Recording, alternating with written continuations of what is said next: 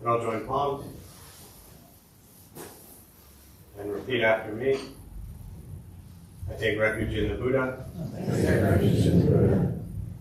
I take refuge in the Dharma. I take refuge in the Dharma. I take refuge in the Sangha. I take refuge in the Sangha. Keeping the palms joined.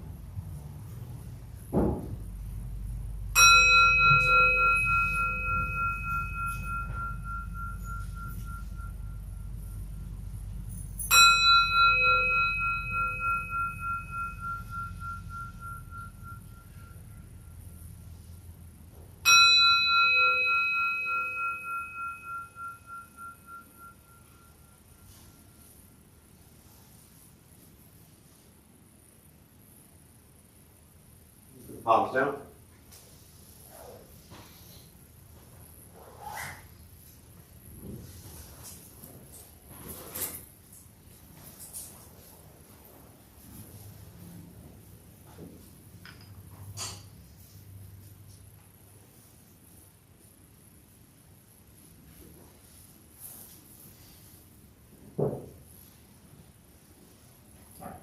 All right, good morning, everybody. Nice to see you all. Thank you for showing up. Anyone here for the first time? As you're here for the first time, what brings you here? Just to better myself and calm my mind. I always want to fix. When you say better yourself, what do you mean by that? More love and acceptance for mistakes that I make and not be so judgmental to myself. Can you say that again louder so every single person in this room hears that? Not being so judgmental for myself. And the first part? And being more accepting and loving for myself. Yeah. So you have just taught in your first 5 minutes here, everybody in this room, a huge part of this practice. How does it feel to know that you just taught everybody that? Yeah.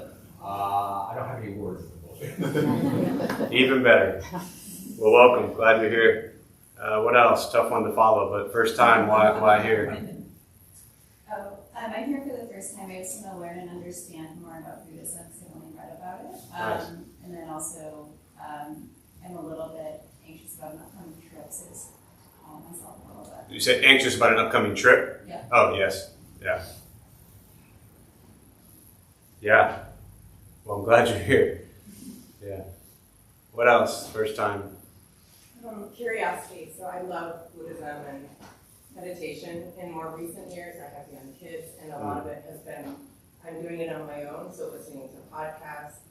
And it's amazing, but I know, intrinsically that practicing with others is going to be better and more fulfilling. Yeah. Good. Wonderful. Welcome. And one more, I think, in the back. Yeah, I'm just generally very curious about different About what? Sorry. I'm sorry? I didn't hear you. I just heard. Yeah, sorry. I'm generally very curious about different modalities and expressions of spirituality. And I don't have a lot of it. I haven't had a lot of experience with it specifically from a more Eastern tradition or myself. Yeah. Nice. Welcome.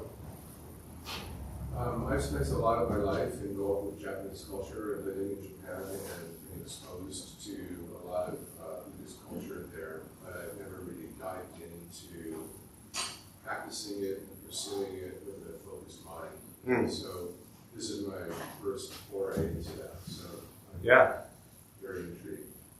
Well, I will do my best to live up to your entire experience in Japan. I'm sure you'll do. Yes, which is probably my favorite place in the world. So I have a lot to live up to. But something about that, just how it's embedded into the culture there. Yes. You know,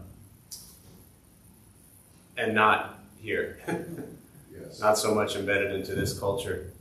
And I think that when we look at Buddhist teachings, and I'll just say this very briefly before we start meditation, but as a reminder for all of us, or maybe those who are brand new, but when we look at Buddhist teachings and really the heart of what he was talking about, this is 2,500 years ago in India, and for the last 2,500 years, Buddhism has spread all over, down south initially, Southeast Asia, Thailand, Laos, Vietnam, Cambodia, 500-600 years later, it goes north, China, Japan, Korea, 1,000 years after that, it goes to Tibet, and maybe 100 plus years ago. It starts working its way west into U.S., Canada, Europe, etc. And so there are so many different interpretations of Buddhist practice and Buddhist teachings.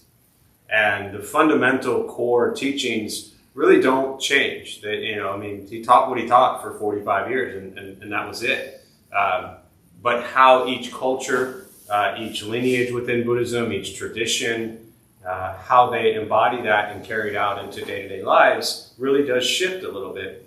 And one of my favorite teachers, Suzuki Roshi, he built the San Francisco Zen Center really in the 50s and kind of turned his back on a very traditional conservative Japanese community to bring Buddhist teachings into the Western culture. So if you can imagine for a moment what San Francisco was like in the 50s and 60s, was a little bit different than what we may be used to. And he wanted the people that were there at that time to engage in Buddhist practice. So with that being said, for us in our lives, again, whether you're brand new or at this for 20 years, is to always figure out how do we take these things that the Buddha taught and bring them into our everyday lives.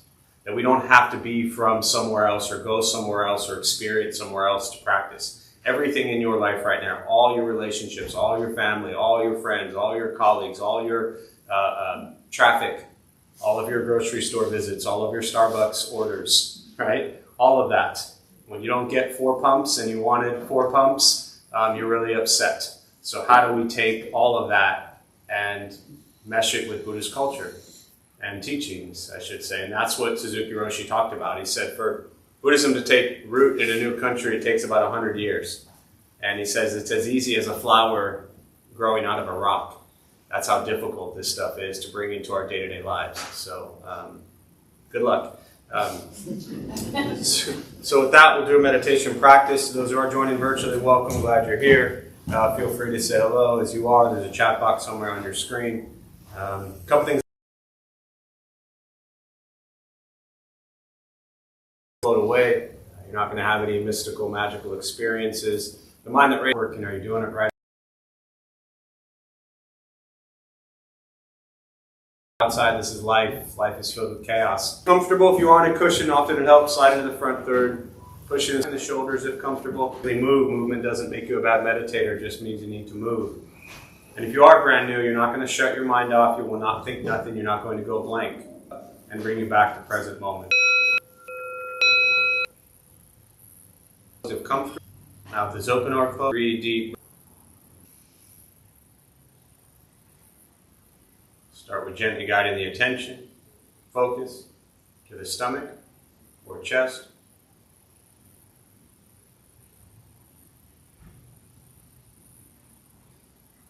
Breathing in, feel them rise. Breathing out, they fall.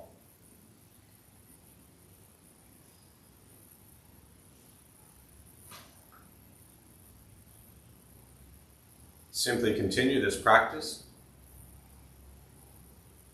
observing the sensation of breath, expecting nothing but to sit and breathe.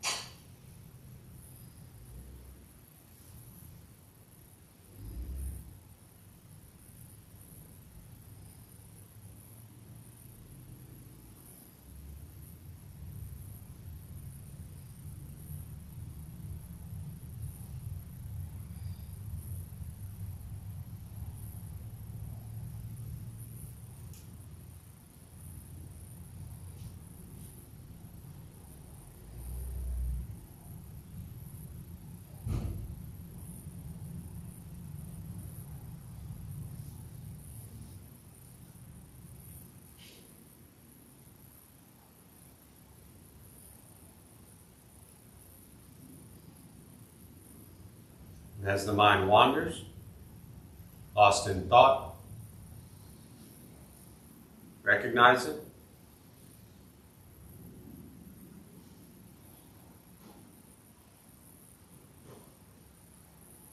Release that thought.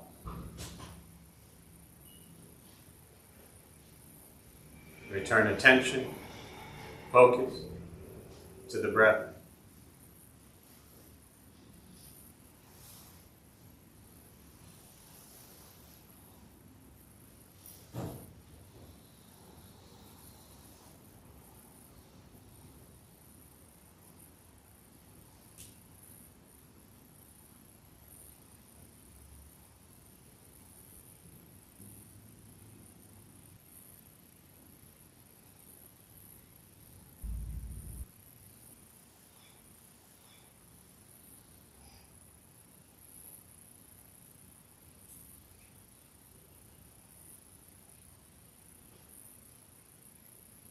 Breathing in, follow breath in.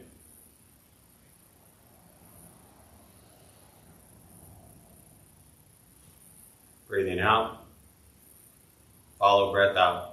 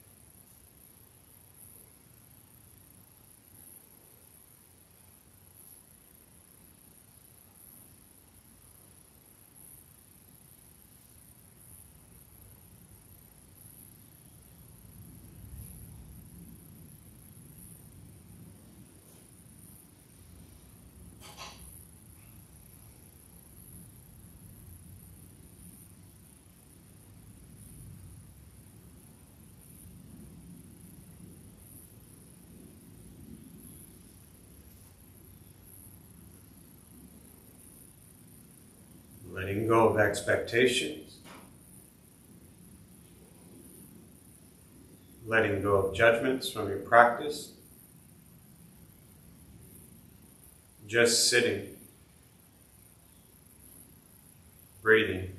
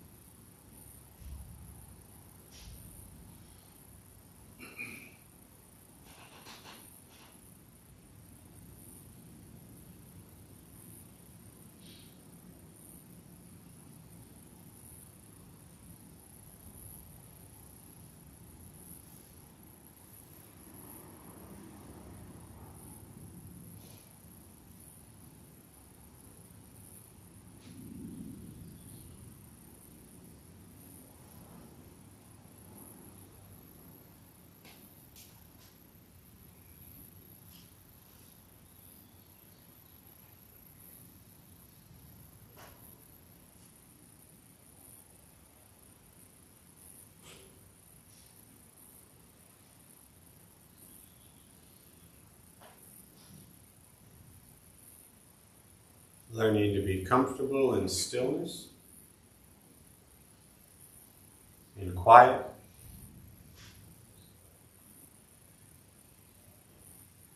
wanting nothing but to sit and breathe.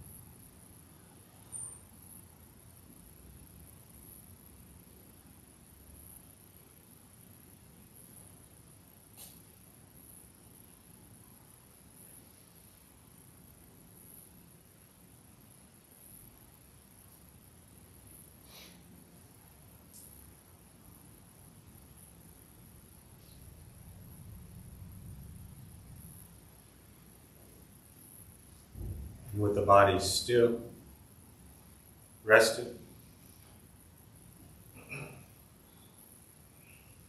and the speech quiet, aware of all sounds,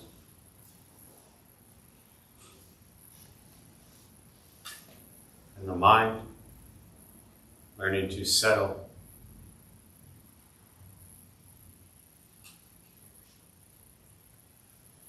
know what it's like to just sit and breathe.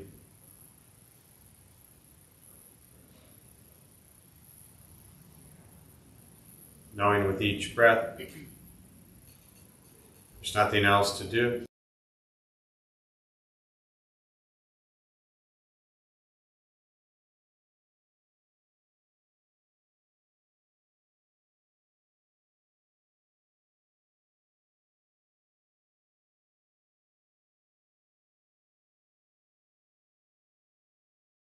Exactly.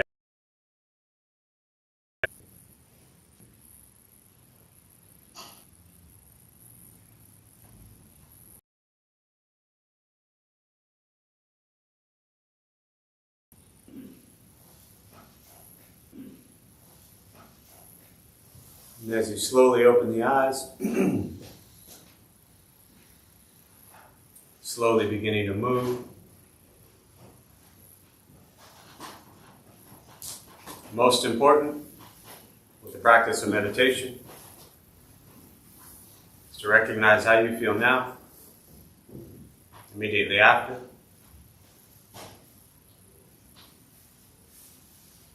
Compare this to how you typically feel throughout your day. Recognize the difference, if there is one. Ask yourselves how you'd prefer to feel every day for the rest of your life. You realize however you feel now, if it's quiet, calm, and still, or a busy mind, racing mind, whatever you're sitting with at this moment, has nothing to do with anything I said. It's nothing to do with how we sit and hold the hands or cross the legs. It's nothing to do with the sounds around us or anything else for that matter. It's everything to do with your own mind and your own mind's reaction to an external condition. This is what the Buddha called pratitya samuppada, means dependent origination. This is the basis of the Buddha's awakening. The word Buddha simply means awakened.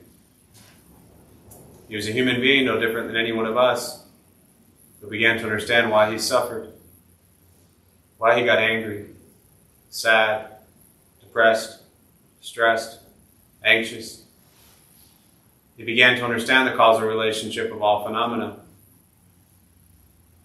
What that means very simply for all of us, regardless of where you come from or what you believe in or where you think you're going, your whole life is filled with things that happen. You react. More stuff happens. More reactions. That's it. This practice is simply learning what it's like to respond to something quietly, peacefully, still. Because for most of us, the way you responded to the last 20 minutes is quite different from how you respond to every other 20-minute period. Something else, somewhere else, someone else is learning to sit with life or some other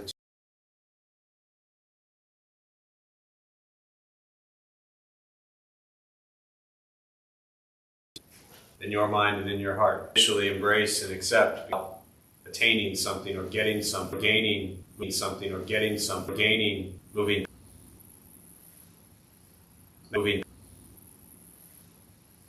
Meditation is free. Buddhist practice is free. It's just sitting, breathing, becoming aware of your thoughts and your words and your actions. Because your thoughts and your words and your actions create your reality. And when we work on thinking kind thoughts and speaking kind words and doing good deeds, kind deeds, and our reality gets a little more peaceful, a little more settled. Like I said, it's a practice. It's not a 6-week course. It's not something you do for 2 years and all of a sudden you figure it all out. It truly is a lifelong practice. Because every day of your life you will face challenges and difficulties and conflict and chaos. And so all this is doing is helping you prepare to deal with all of that when it arises. So with that, I'll pause. For me, I really always prefer to respond to questions. Meditation, Buddhist practice, anything you're sitting with. And to those joining virtually, welcome again. Glad you're here. Feel free, as you are, say hello. There's a chat box there somewhere. If you have any questions, you can put them there. But we'll use the rest of our brief time this morning and open up to questions, meditation, Buddhism, anything you're sitting with.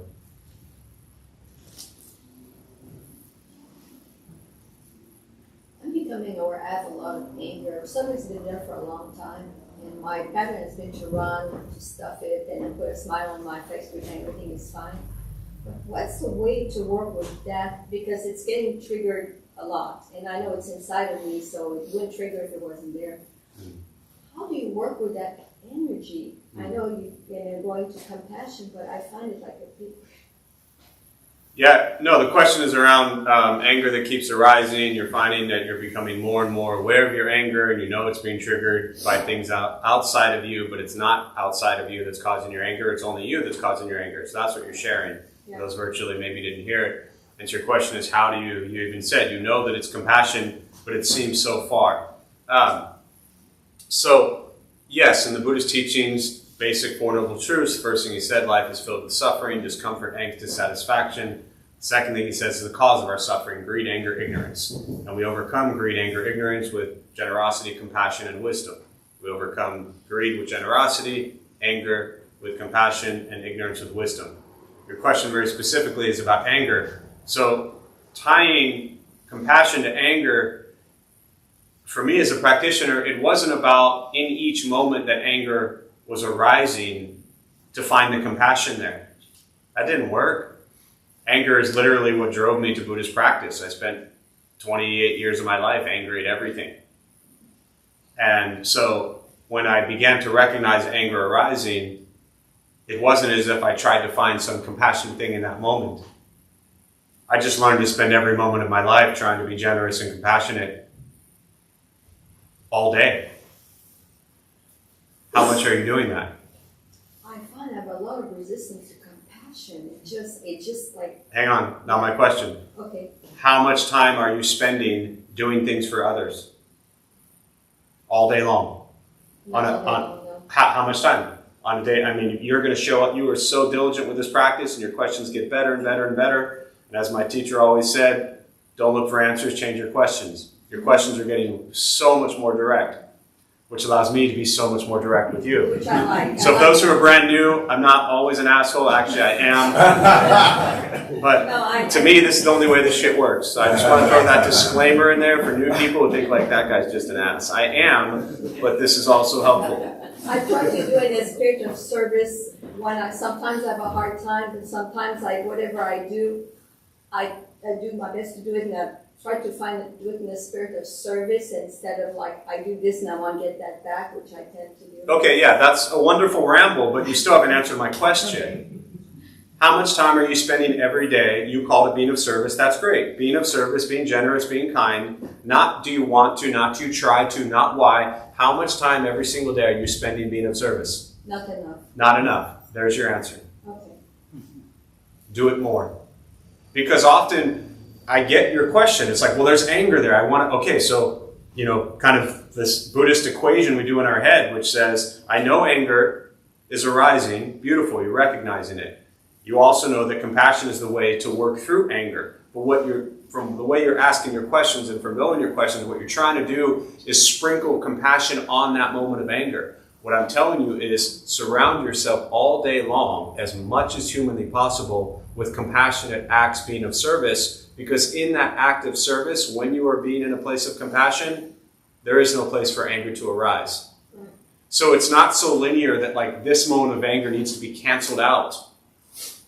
If you were looking this way right now, can you see what's behind you? No. No. So if you were only focused on compassion and being of service, just hypothetically, all day long, where's the anger?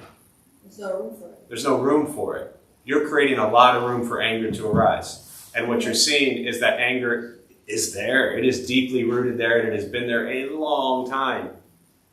You can't cancel it out. You create conditions. This is what my teacher taught me. She said, Jeff, busy is the best nutrition. This was, 22 years ago. Busy is the best nutrition. Go do good things for people. Get out of your own way. So what you're saying is that water the seeds of compassion instead of being busy looking at the anger. Just Correct. focus on the compassion and make it that grow bigger, and then the other one will. If you have compassion, I will feel anger. Correct. And this isn't about, again, for those who are new, this isn't about oppressing anger. It's not about pretending it's not there. It's not about avoiding it, ignoring it, and just burying it. It's recognizing that so many of the things that we get angry at throughout our day are little things that really don't make that big of a difference. Yes, there's heavy death, loss, trauma, a lot of things in the world to really get worked up about. But that's not what makes people angry most of the day. It's all the little stuff that a week later doesn't matter anymore because you're angry at something else. So it's like we have this place in our head of the little things that we're angry about, and they're just filled with different things every single day of our life. So, yes, create more space to do good stuff. What else?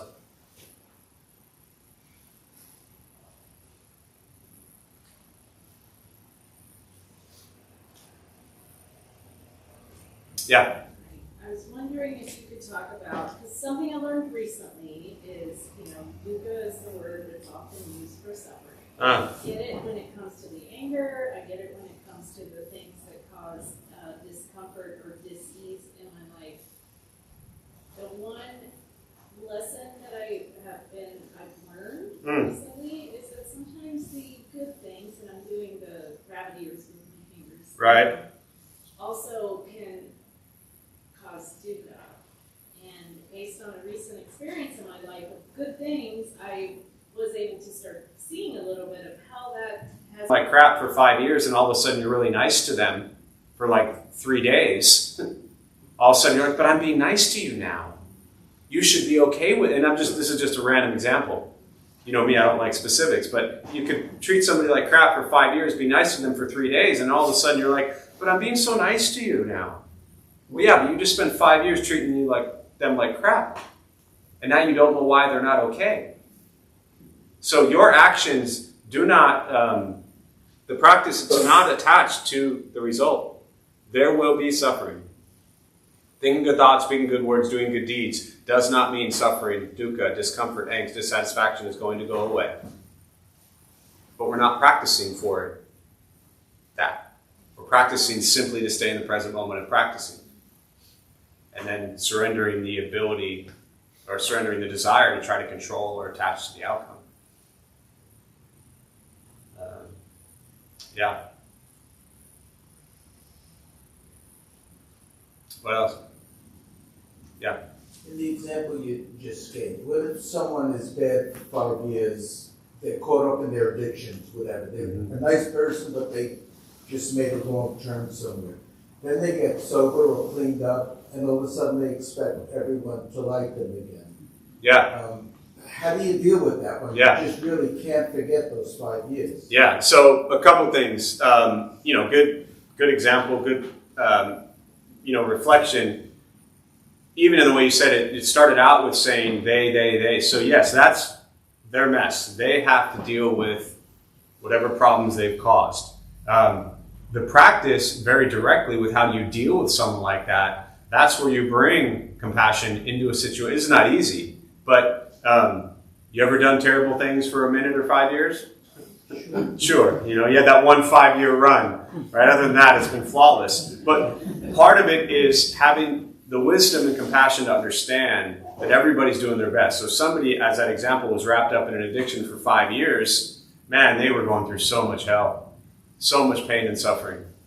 And that doesn't excuse what they did. If all of a sudden, like you said, now they're being nice and you're having a hard time with that, that doesn't excuse their actions or what they did.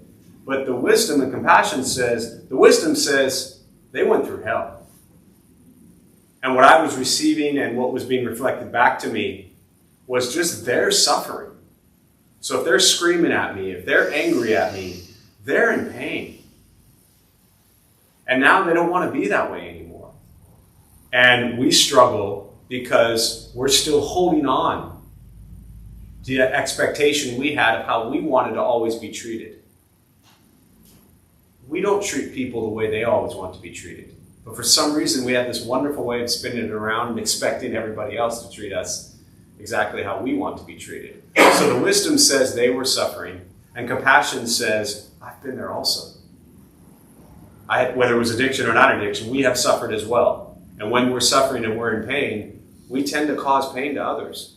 So the practice is to not attach to that story and to see that, their heart is just hurting.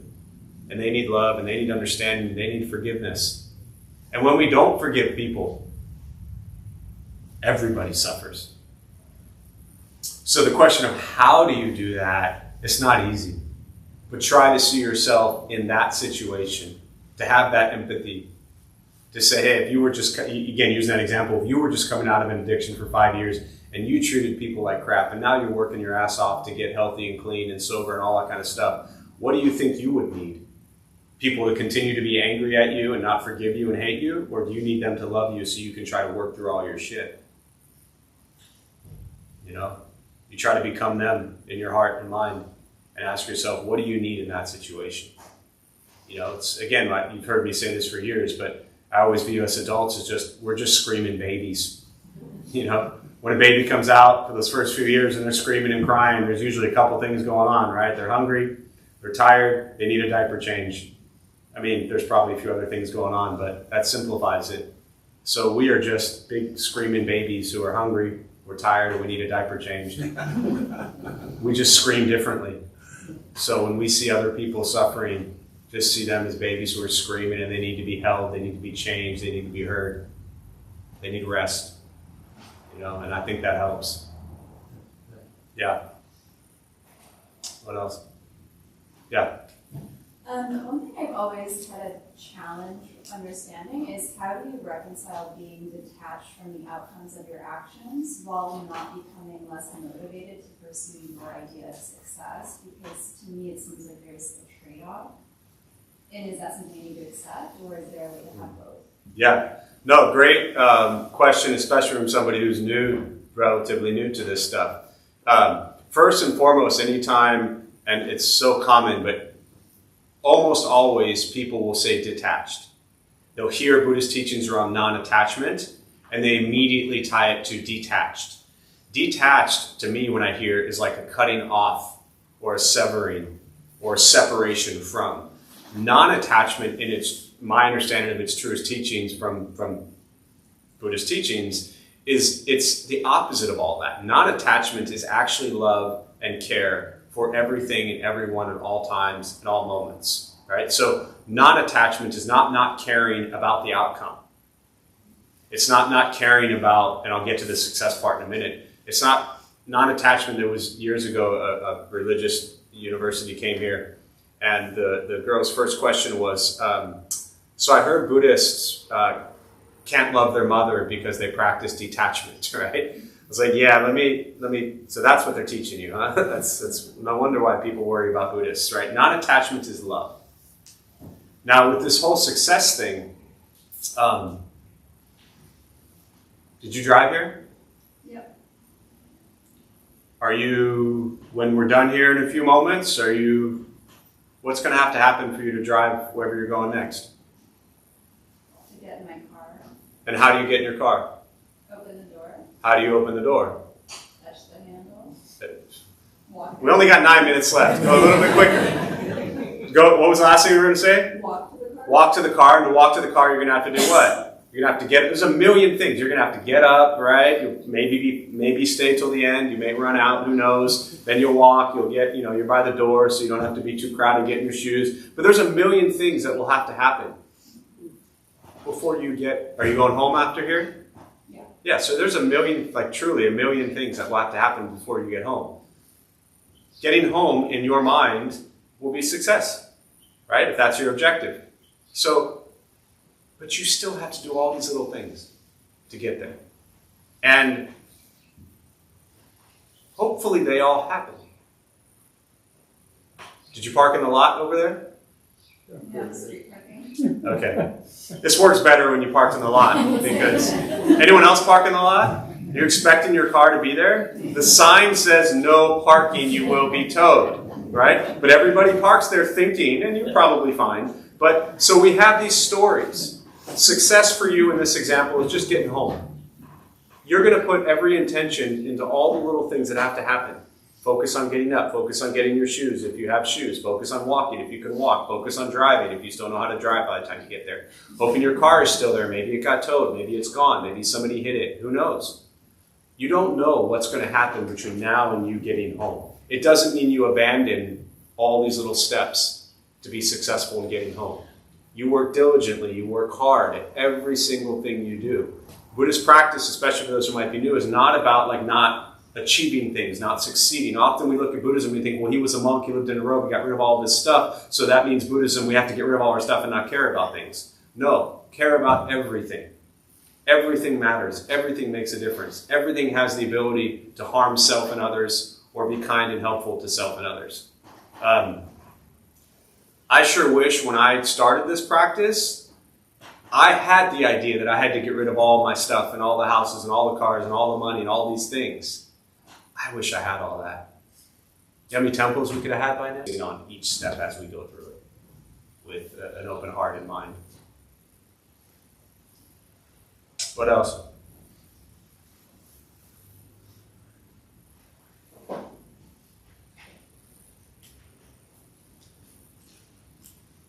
So, meditation is not always a struggle, or it's not often a struggle, but lately it has been. Okay.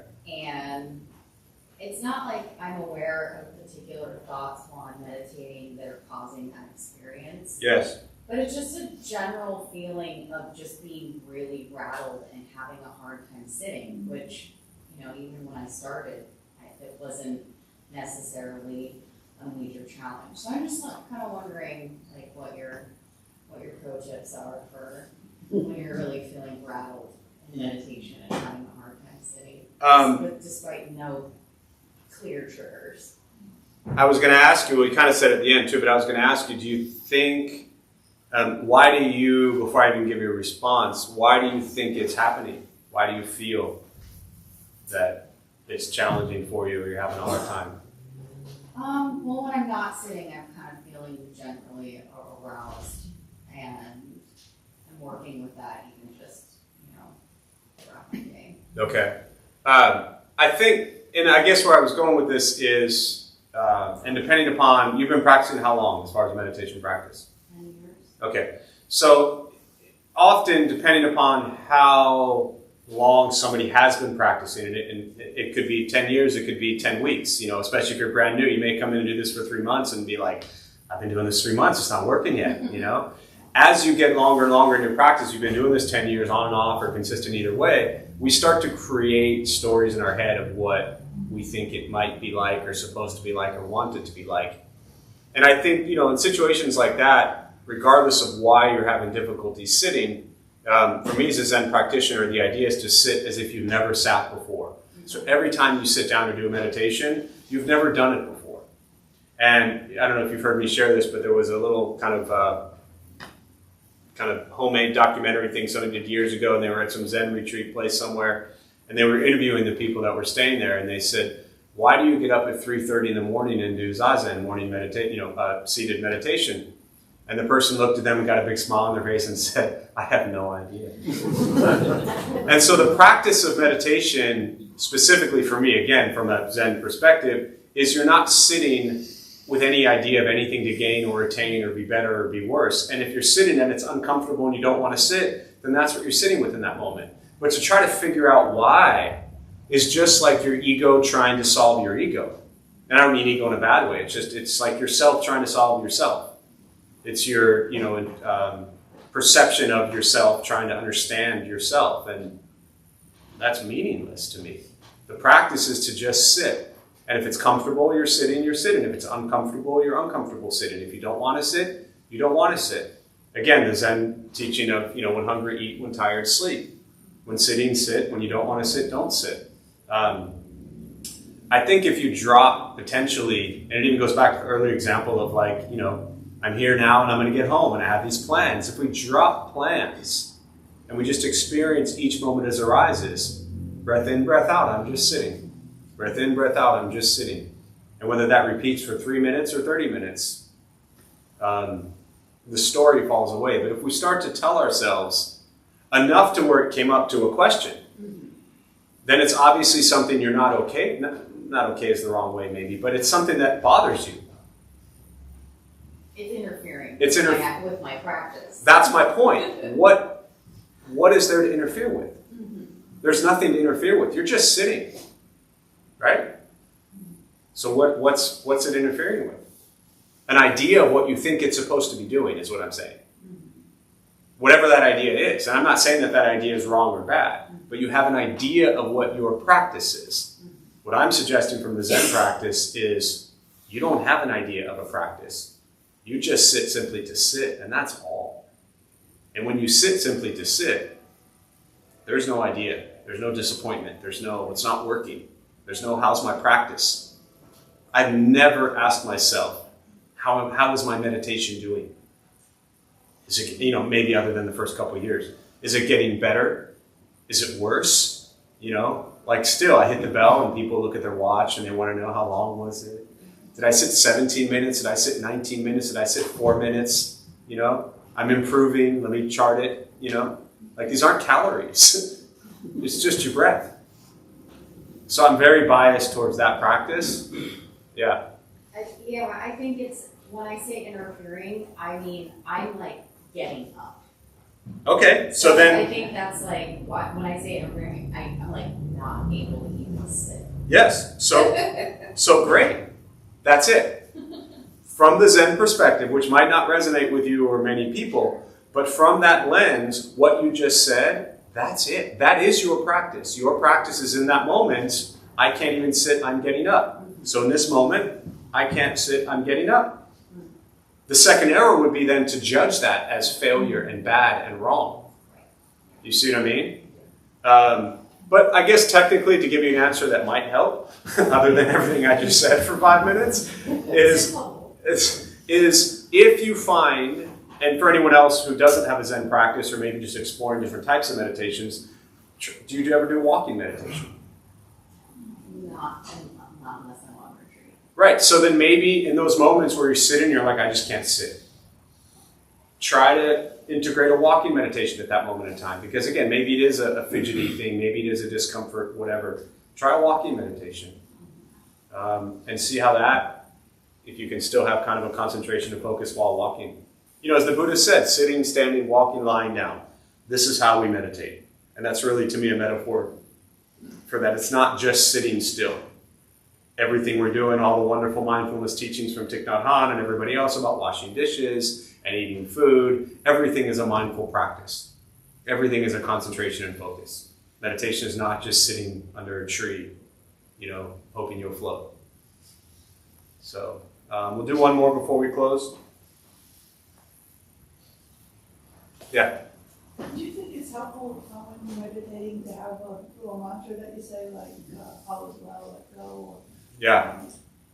Yeah, so the question was, do I think it's helpful to have a mantra when you sit? Absolutely. I think that, as I often say, if 100 people lead you in meditation, they'll lead you 100 different ways. None of them are necessarily right or wrong or good or bad. They're just different. And that, I think, reflects on all of us who have different approaches and styles to meditation. And I think a mantra meditation, for years working with people who suffer from tremendous traumatic brain injuries, PTSD, heavy trauma, silence is torture. And sometimes 30 seconds of silence is torture, let alone 5 minutes of silence. So in those moments or in that experience of if silence is really difficult for anyone in their practice, having a mantra to recite is incredibly beneficial. My teacher always said, it doesn't matter if you recite the name Namo Amitofo, which is what we did. It was pay homage to Amitabha Buddha. So our meditation included reciting the Buddha's name. And what he said was, it doesn't matter if you recite the Buddha's name, if you recite the name Jesus Christ, or if you say Coca-Cola. What he wanted us to understand is it wasn't so much that the power was in the mantra, right? And some people believe in that, and that's fine. But his lesson to us at that moment was, when we focus on one thing or say one thing, what are we not focused on? Everything else. So the ability to focus on one thing, similar to my example of being of service. If you're just being of service and you're enjoying making people smile, where is the anger going to arise? If you're reciting Namo Buen Shin Pusa, homage to Kuan Yin Bodhisattva, or Om Mani Padme Hum, the Great Compassion Mantra, whatever you're reciting, that's your attention, that's your focus. It's beautiful. It gives you an opportunity to sit and be with that. So mantras, yes, very beneficial. Yeah. All right, so I'm going to close on that. We'll join palms. May any merit gained from this practice be transferred to all beings in all directions. May all beings be at peace. May all be free from suffering. May this merit be transferred to Pam during her time of healing and suffering, and to Mark and their family who suffer at this time. May all beings be at peace and free from suffering.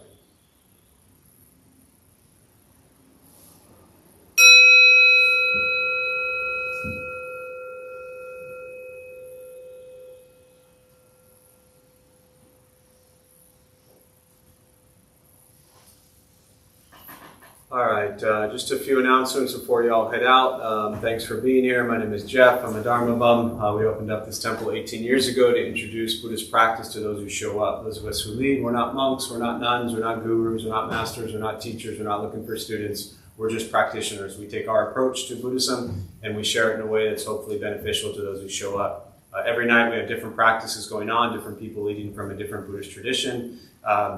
Every Thursday, 4:30, we do a food redistribution program. We prepare gourmet vegetarian meals, also known as peanut butter and jelly, and we feed people who sleep on a street. So anytime you think your life sucks and you kind of lack gratitude for everything you have, feed people sleeping on a sidewalk, and it tends to put things into perspective a little bit.